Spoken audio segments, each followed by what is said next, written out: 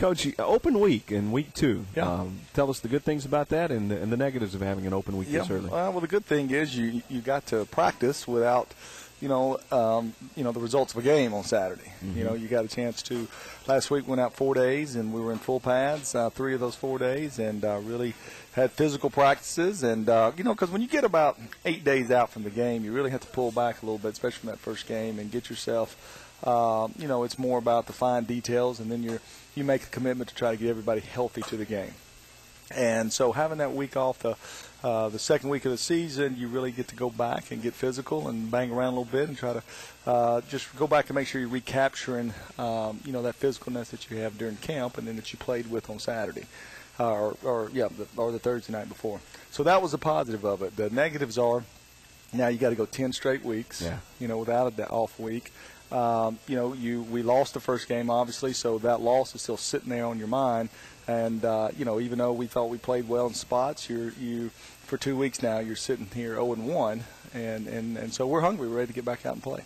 What's the ideal week to have an open week if you? Well, probably in the middle, obviously. Yeah. But I do think this. I think if you're on a playoff run, like and last year our off day was, I guess, was the next to last week of the season. You'd love that then if you knew you were getting ready for a playoff run and you heal up and get ready for that last. So I think preferably the safe bet is in the middle of the year, but certainly if you're in a playoff run, close to the end of the year, you certainly could use it. Last year was about the latest in the year you almost see most of the time, right? Yeah, exactly. If you're not in the playoffs, you'd rather just go ahead and play that last game and then get yourself going recruiting. You kind of get to determine that a little bit. I guess the schedule creates the conference schedule. You create your own schedule, but it's a lot more complicated than it sounds. It really is this time because, and I Phil Dane can tell you all the different dynamics of it, but, the conference sets the schedule out years in advance. Okay, so and I don't like that, and it doesn't give you any wiggle room with guarantee games or other opportunities that come up. So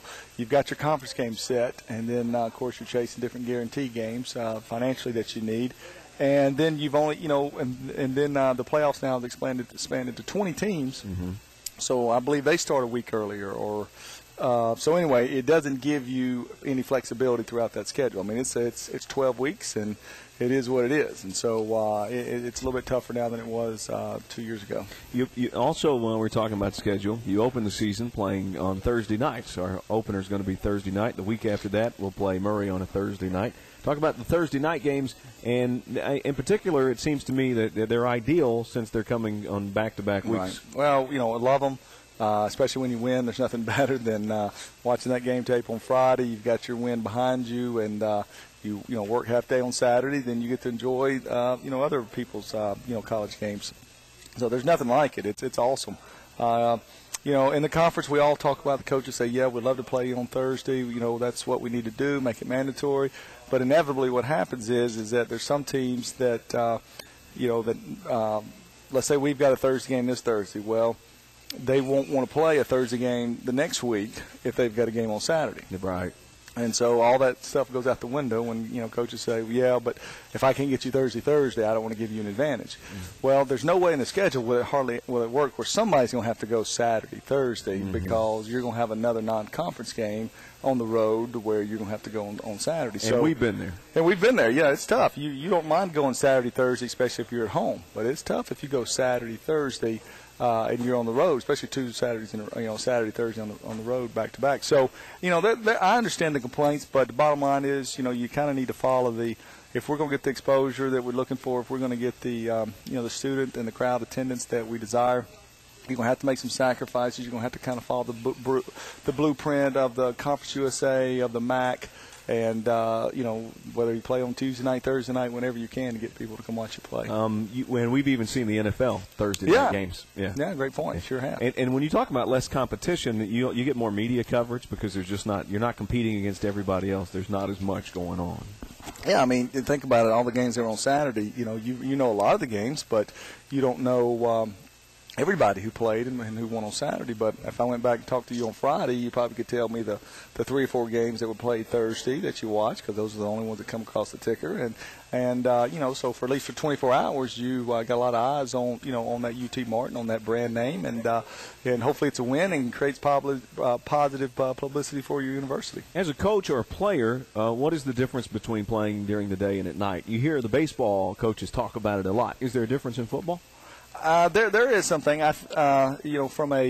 From a lighting, our stadium. There's some stadiums that are brighter than ours. We got used to it. I think at times it's a home field advantage for us. Yeah. But there's some. We meet the certain, the codes, and we're okay, and we're, in our application of our lighting system. But there's other fields that are brighter. Okay, so I think that can come into play a little bit.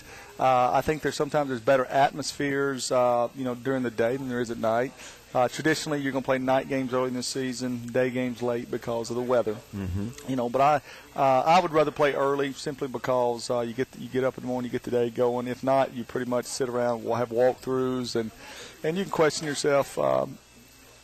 You can overkill some things if you're playing a 6 o'clock or 7 o'clock start, but.